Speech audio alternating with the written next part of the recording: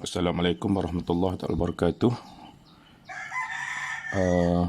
Untuk mata pelajaran matematik tambah hari ini,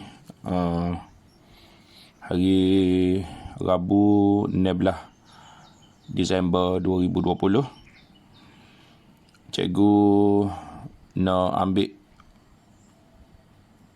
berkaitan analisa bab dua bab untuk soalan masuk kertas 2. Yang pertama, cikgu suka ambil bab trigonometri, iaitu fokus kepada lakar graf sahaja deh. Untuk kertas 2, yang mana sebelum tu cikgu maklum dulu dah, iaitu cikgu akan fokus hari ni bab trigonometri, berkaitan melakar graf trigonometri di soalan dalam kertas 2. Dan insya-Allah untuk bahagian bab yang kedua, cikgu nak fokus kepada bab persamaan serentak, juga soalan yang keluar dalam kertas 2. Baik, untuk bab trigonometri, cikgu mulakan dengan analisa terlebih dahulu untuk pelajar tengok. Yang mana cikgu ambil analisa 6 tahun daripada SPM 2014 sehinggalah SPM 2019. Jadi kalau pelajar tengok sini, secara analisanya, soalan setiap tahun daripada bermula 2014 hinggalah 2019 tidak pernah tahun yang berturutan keluar soalan yang sama ataupun operasi yang sama lah. Maksud operasi yang sama, kalau kita tengok sini, bermula 2014 dia tubik graf melakar graf tan, 2015 melakar graf cos, 2016 melakar graf tan, 2017 melakar graf sin, 2018 melakar graf cos, dan 2019 melakar graf sin. Jadi kalau kita tengok, tak pernah lah. Maksudnya kalau tahun berturutan tidak keluar operasi yang sama.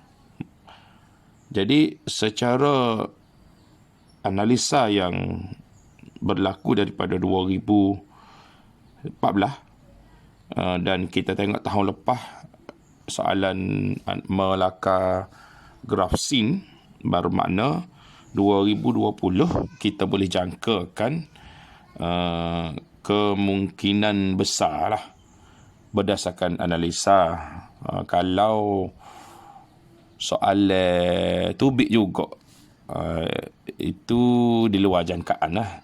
Kalau berdasarkan analisa, maknanya kalau tengok 2019 graf sin, maknanya 2020 dia akan kemungkinan antara keluar melakar graf cos ataupun melakar graf tan. Tapi kalau kita tengok secara analisa, graf tan paling terakhir, kali terakhir keluar iaitu pada tahun 2016. Graf cos dia tubik dah 2018.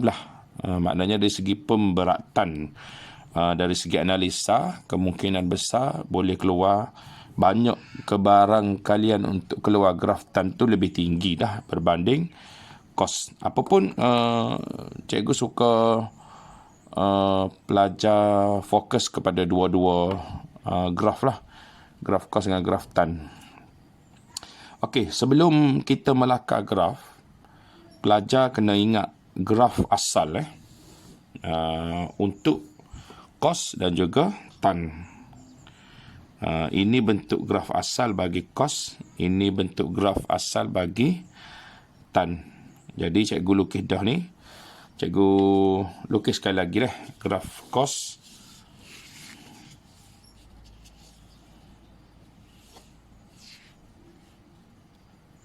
Jadi kalau graf kos, kita start dari atas dulu deh. Kita start dari atas ni dulu. Kalau nak letak 1 dulu pun tak apa, nak letak negatif 1 pun tak apa.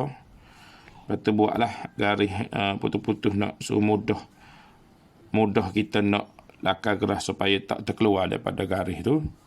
Jadi start pada atas, turun ke bawah. Dia bentuk dia sebenarnya dia untuk pelajar PHR dia tidak turun gitu sebenarnya. Dia tidak turun gitu. Dia tidak turun straight. Dia turun, dia ada bengkokkan tu. Baru dia turun. Dia maknanya dia akan turun gini. Dia turun ke bawah juga graf dia tu. Tapi dia turun, dia melengkung sikit, baru dia turun. Gitu. Tak serupa ni antara hak merah dengan hitam ni. Sama-sama turun ke bawah. Sama-sama nak turun ke bawah tu. Cuma kaedah dia turun tu. Tak serupa dah. Maksudnya, kalau nak lukis graf, jangan daripada 1 tu, nilai Y1 ni. Jangan turun, jangan turun straight ke tu salah. Dia kena melengkung sikit. Gelembung sikit lah. Pelatih kata gelembung. Kita melengkung turun ke bawah. Okey. Jadi, bentuk dia tu kena lukis secara tepat lah. Kalau pelajar guna garis terik warna merah ni, seperti aku tulis warna merah ni, kalau kira dalam periksa salah ni, dia hak wanita ni baru betul dia melengkung turun Okey, jadi kita daripada atas ni kita turun, turun ke bawah, melengkung pula nak sampai ke negatif 1 tu, naik pula ke atas, naik, betul melengkung pula sampai ke ujung ni. Ialah nilai paksi X ni ialah 360 darjah. Okey, itu lebih kurang lakaran graf kos. Okey, untuk graf tan, dia disebabkan tan ni dia ada nilai infinity, iaitu pada nilai tan, kalau kita tekan kalkulator, nilai tan 90. Kalau tekan kalkulator dia akan tubik math error, sebab nilai tan 90 ni ialah nilai infinity. Kalau kita tekan kalkulator tan 80, ada nilai lagi tu, 5.07 ada lagi nilai. Tan 89 ada lagi nilai. Dia tubik nilai lagi. Tapi kalau tan 90, masa ni dia tubik error. Dia tubik error ni sebab sebenarnya dia infinity. Jadi dia ada dua tepat infinity, iaitu pada nilai tan 90 dan juga tan 270. Dia dua tepat infinity. Jadi kalau saat ni 270, kalau sebenarnya 270 ada, tan 260 ada nilai. Tan 269 masih lagi ada nilai. Tapi kalau tan 270, dia tubik error. Error ni sebab infinity. Jadi dua tepat infinity. Jadi kalau kita lukis graf tan, untuk kita lukis graf tan, seperti mana tadi juga kita buat paksi Y, paksi X.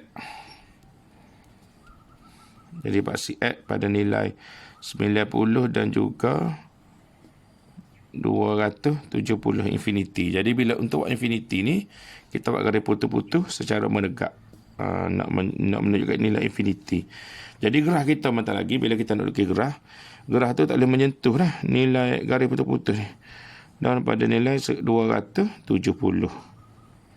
Jadi kita nak lukis graf, pastikan graf kita tidak memotong, tidak menyentuh, tidak memotong, dan juga tidak menyentuh garis putus-putus. Okey, jadi daripada bawah ni, daripada nilai X kosong ni, so kita naik atas. Menekuk naik atas. Okey, naik gitu. Dan daripada tu, daripada bawah ni, mari ikut dah. Daripada bawah ni, pergi ke nilai X 180 sini ni. Berulang pada tadi. Ulang balik ni. Kosong mari ni. Ikut ni dan naik ke atas. So ni pun sama juga, daripada sini berulang balik sepengah daripada 90 tadi, ulang dan dia berhenti situ. Okey. Untuk kedua-dua lukisan cikgu tunjuk ni, untuk lakaran graf kos dan juga lakaran graf tan, ini kedua-dua lakaran cikgu lukis ni ialah merujuk kepada satu kita lengkap. Satu kita lengkap untuk graf kos dan juga satu kita lengkap untuk graf tan. Sebab kenapa kita kata kita lengkap? Sebab nilai hujung ni ialah 360 darjah. Sama 360 darjah untuk graf kos dan juga 360 darjah sini untuk graf tan. Baik, jadi kita tengok beberapa soalan yang melibatkan kos dan juga tan. Jadi modul buku yang awak sudah ada, kita tengok soalan pada tahun, kita tengok SPM tahun 2014, modul awak pada muka surat 133. Okey, dia suruh kita lakar graf tan, dan kalau kita tengok X dia ni dia bagi hanya antara 0 hingga 180 sahaja. Okey, seperti mana cikgu ajar dah sebelum ni, kalau kita tengok nilai nombor pada yang duduk bersama-sama dengan X ni, nilai 2 sekarang ni, ini bermaksud 2 kita untuk 360 darjah. Jadi kita kalau nak lukis graf tan, kena lukis 2 kita. Cikgu lukis di graf tadi, ini satu kita, maknanya kena lukis 2 kali ni lah. Okey, untuk 360 darjah. 360 darjah. 2 kita tu untuk 360 darjah. Untuk X ni, X 360 darjah. Tapi memandangkan kalau kita tengok sini, nilai X ni dia hanya nak setakat 180 je. Jadi kalau 2 kita untuk X 360 bermakna kalau X tu 180, maknanya kita hanya perlu lukis satu kita je lah. Kita hanya perlu lukis satu kita. Disebabkan X kita nak setakat 180 sebab syarat dalam soalan sini dia hanya X sehingga 0 sehingga 180 saja. Maknanya kita hanya lukis. So jadi kalau X 180, so kita hanya perlu lukis satu kita saja. Jadi kalau kita lukis so kita sini, contoh sini so kita, ujung ni bukan 360 lah ni, ujung ni 180. Sebab kalau dalam graf ni disebabkan sini 2, maknanya kena lukis 2 kita. Okey, cikgu lukis sikit lah. Lebih kurang jawapan dia. Ni mula-mula kan pelajar tengok lah. Maknanya disebabkan sini dia ada 2, maknanya dia jadi gini lah. Kalau kira hak asal dia lah, dia jadi gini. Sini sekali, 2 kali, 3 kali.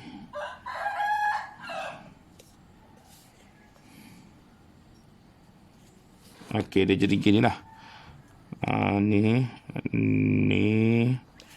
Ni sakita.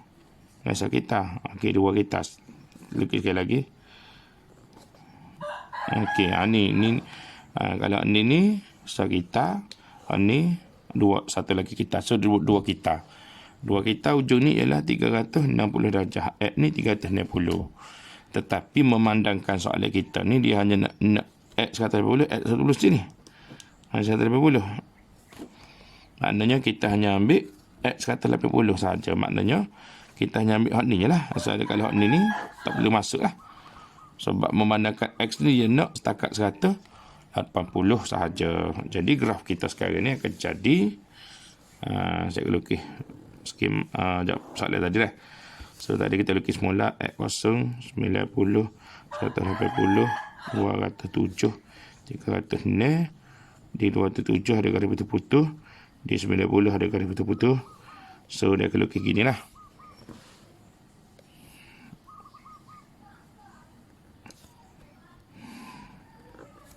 Ulang sekali lagi graf. Okey. Oh, sorry. 3. Silap. 180 sini. Bukan 360 dah. Sini jadi 90. Sini jadi 45 lah. Sini jadi 135. Okey.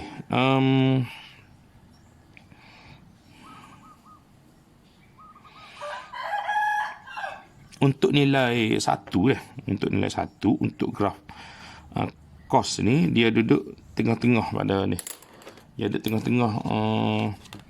X ni, nilai X di tengah-tengah sini. Ni nilai sini 1. Nilai pada paksi Y. Nilai pada paksi Y. Nilai sini 1. Dan untuk negatif 1, serupa juga. Dia tengah-tengah. Dia tengah-tengah ni. Tengah-tengah ni. Antara 45 dan 90, tengah-tengah ni. Tengok ni. Sini. Sini nilai negatif 1. Nak letak kedudukan 1 dan juga negatif 1. Okey. Apa yang kita buat sekarang ni sudah memenuhi soalan hak dia kata tan 2x. Untuk 2x ni, untuk x ni 0 hingga 180 sahajalah. Okey. Dalam soalan kita tak habis lagi ni sebab dia royak 1. Ada 1 depan dia ni. Ataupun soalan ni sebenarnya boleh ditulis gini. Soalan dasar gini lah.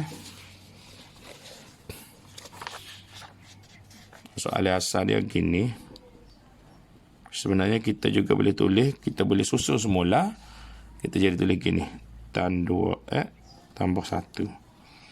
Jadi cikgu dah nombor belakang ni ialah menunjukkan bahawa graf tu graf diangkat so nilai pada paksi Y. Maknanya graf ni kalau tengok sini nilai paksi Y sini adalah nilai kosong. So nilai kosong ni akan naik so, dia duduk di 1. Okey, ni nilai negatif 1. Bila naik so dia akan duduk di kosong. Tengok nilai Y dah. Mula dah. Hak kosong nilai Y, dia naik so, dia tambah 1, dia naik so, dia jadi duduk di 1. Hak negatif 1 ni bila naik so, dia duduk di kosong pada nilai Y. Hak kosong pada nilai Y ni, kosong sini, titik sini nilai Y kosong. So dia naikkan naik 1. Dia naik so belakang. Jadi kalau kita lukis balik graf ni, cikgu lukis dengan marker dengan pen warna merah. Sini dia akan duduk sini, so dia jadi naik gini lah.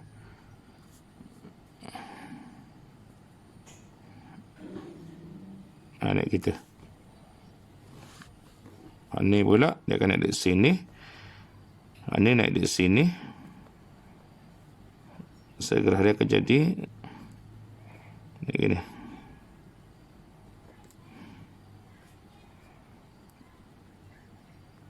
Gitu. Ni pula kosong ni dia akan naik atas secara di sini. Segera ni akan naik di sini.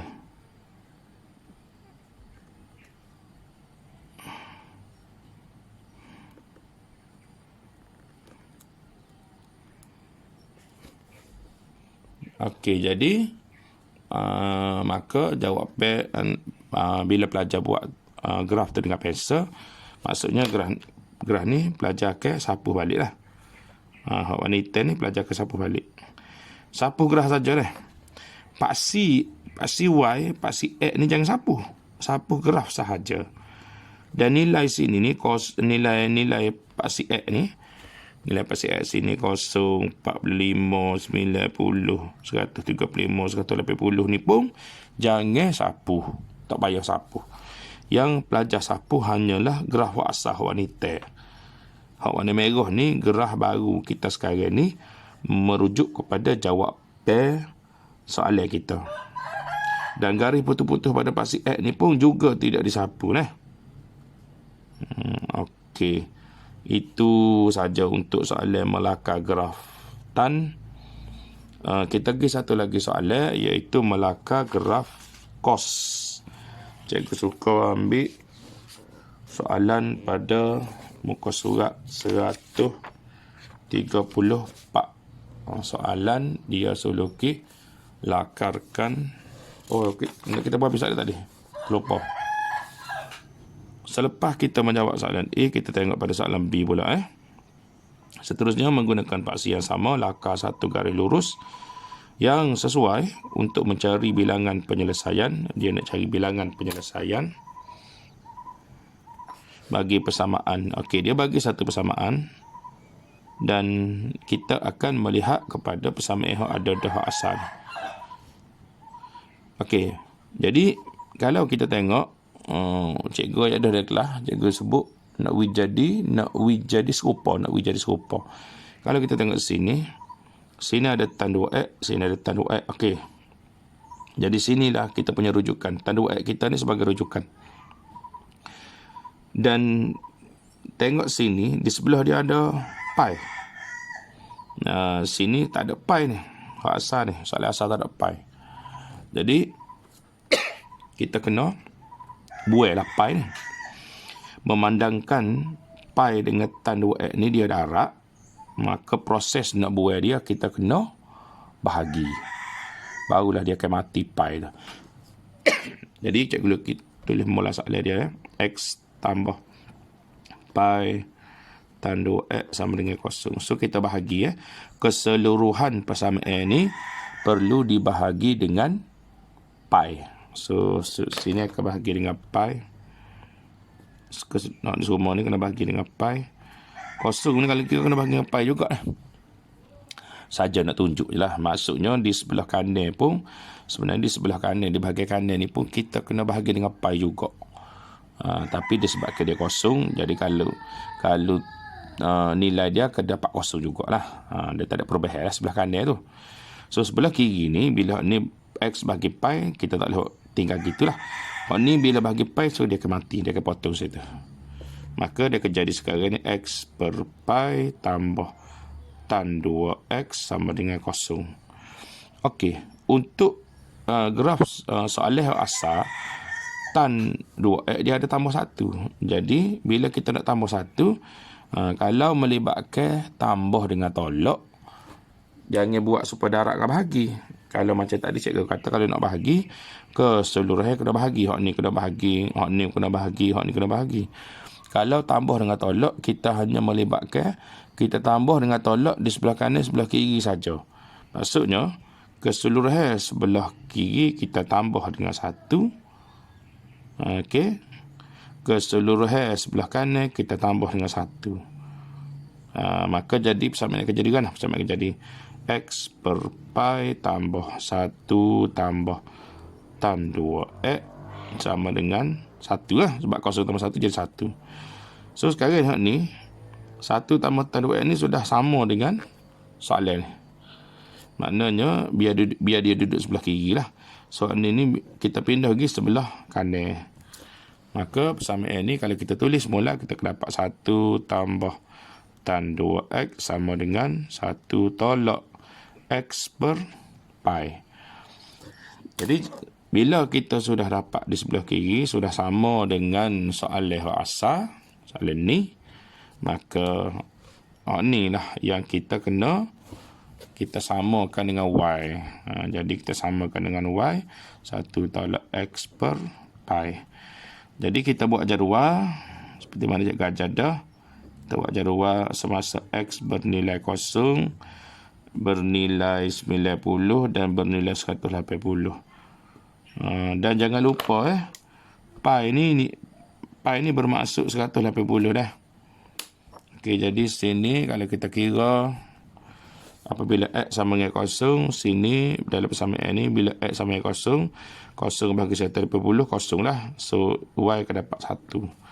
Apabila X bersamaan dengan 90, X sama dengan 90. So sini nak ganti 90 bagi 180, dia jadi 1/2. 1 tolak 1/2, maka dapat Y ni dapat 1/2. Kemudiannya, apabila X kita ganti dengan 180, X ni ganti 180. Sini jadi 180 bahagi 180, dia jadi 1.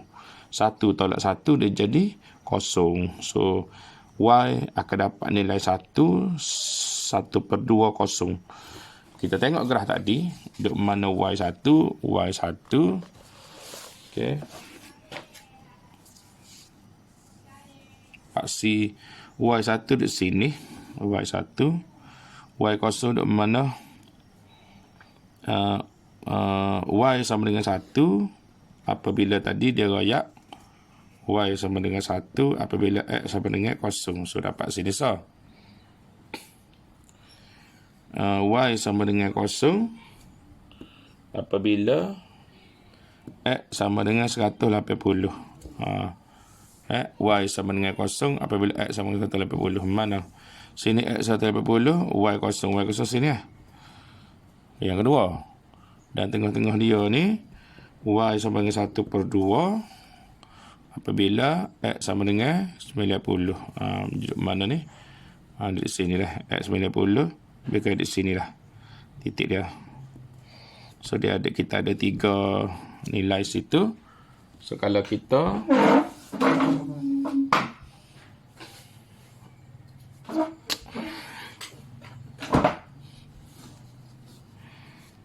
sambung ketiga-tiga titik ni, kita akan dapat satu garis lurus. Okey. Jadi kalau kita perhatikan, kita akan ada 2 persilangan. 3 persilangan. Persilangan yang antara graftan melengkung tadi dengan garis lurus ni. Graftan melengkung dengan garis lurus, sini ada persilangan, sini ada 2 persilangan, sini ada 3 persilangan. Maka kita akan tulis bawah sekali tu, bilangan penyelesaian sama dengan 3. Okey. So, lengkaplah kita menjawab soalan SPM 2014. Soalan A dan juga soalan B. Kebiasaannya kalau soalan gini, pelajar akan dapat 6 markah. Kalau betul belakang, insyaAllah dapat 6 markah. Okey, seterusnya cikgu nak pergi kepada soalan pada muka surat 134 SPM 2015. Cikgu hanya fokus kepada melakar graf sahaja. Soalan B lakar graf cos 2x. Itu saja. Soalan dia ringkas ni mungkin pelajar akan dapat paling maksimum 3 markah lah. Untuk soalan B lah. Dia soalan SPM 2015 ni dia tak serupa soalan tadi. Tak serupa soalan 2014 tadi. Dia suruh cari bilangan penyelesaian. Hak ni dia tak ada soalan suruh cari bilangan penyelesaian. Okay, jadi kita fokus jawab soalan B saja, itu melakar graf cos. Yang mana seperti mana tadi juga, kalau kita tengok sini, 2 ni bermaksud 2 kita. Maksudnya kita kena lukis graf cos sebanyak 2 kita, dan di hujung kita tu nilai X sama dengan 360. Dan kalau kita tengok sini, X ni dia antara 0 dengan 360. Jadi kena lukis 2 kita lah. Jadi kita lukis graf cos 1 dan juga negatif 1. Kalau nak buat garis putih-putih pun boleh lah. Untuk supaya graf kita tu tak terkeluar . So graf cos dia bermula pada 1 dah. Kena ingat dah, jangan turun straight. Kena buat melengkung sikit. Melengkung sikit baru turun lah. Tu nak sampai ke bawah pun melengkung juga dah. Kita melengkung kita. Tu baru naik. Melengkung bila nak sampai ke atas kena melengkung juga dah. Gitu. Okay, sekali lagi. Ini baru 1 kita. 1 kita sekali lagi. Melengkung ke bawah. Melengkung. Sampai ke bawah melengkung. Naik atas pula. Melengkung juga. Okey. So, kita selesai situ. 2 kita. Di hujung kali ini nilainya ialah 360 darjah. X dia 360. Paksi menegak ni ialah nilai kita letak Y. So, siap melakar graf Y. So, graf yang kita lukis sekarang ni ialah Y sama dengan cos 2x. Untuk x antara 0 hingga 360. So kalau nak lukis, kalau nak buat lah, tengah sini akan jadi 180 kalau nak buat. Tulis 180 pun tak ada masalah saja. Cikgu nak letak lah nilai x sini ialah 180 di tengah-tengah antara 0 dengan 360. So siap graf menjawab soalan B, iaitu lakarkan graf bagi y sama dengan cos 2x. Okey, jadi untuk modul yang awak ada ni, yang kita photostat soalan SPM ni, tadi cikgu ada buat soalan pada muka surat ni, ada 5 muka surat yang melibatkan soalan melakar graf menggunakan tan dan juga cos, untuk belajar buat latihan lah, untuk menguji kefahaman bagaimana melukis graf cos dengan tan. Muka surat selain pada cikgu tulis ni, soalan dia melibatkan sin. Okey, jadi tadi cikgu dah buat muka surat 133 dan juga 134. So ada 3 lagi muka surat 125, 126 dan juga 135. 3 muka surat ni ada soalan yang melibatkan operasi cos dan juga tan. So cikgu harap pelajar boleh cuba buat melakar graf, apapun graf sin, walaupun fokus kita kepada cos dan juga tan, tapi jangan tinggallah graf sin. Kena ingat juga asas soalan graf asas bagi sin. Takut-takut tubik lah. Walaupun tadi cikgu tunjuk analisa dah, setiap tahun tidak pernah berlaku secara berturutan graf yang sama. Maknanya setiap tahun, dari tahun ke tahun lepas pada tu, dia mesti akan guna operasi yang berlainan. Jadi fokus kita tadi cos dengan tan, apa pun jangan tinggal terus soalan sin. Okey, itu untuk bahagian yang pertama. Bahagian yang kedua, cikgu nak pergi kepada soalan persamaan serentak.